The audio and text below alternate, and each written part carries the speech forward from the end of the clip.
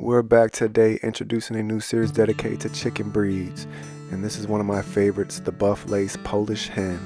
Let's go. The oldest records of the Polish chicken breed is thought to have come from the European country of the Netherlands.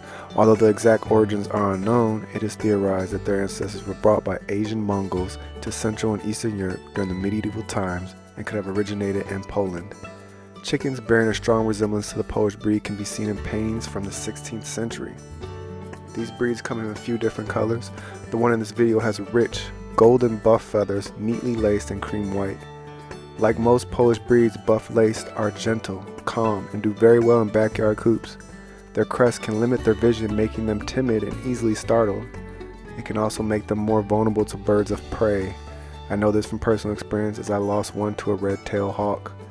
Polish roosters have top knots of feathers that are very flamboyant and resemble rock stars, whereas the hens have top knots that are very sleek and smooth, very much like a bob instead of a mohawk.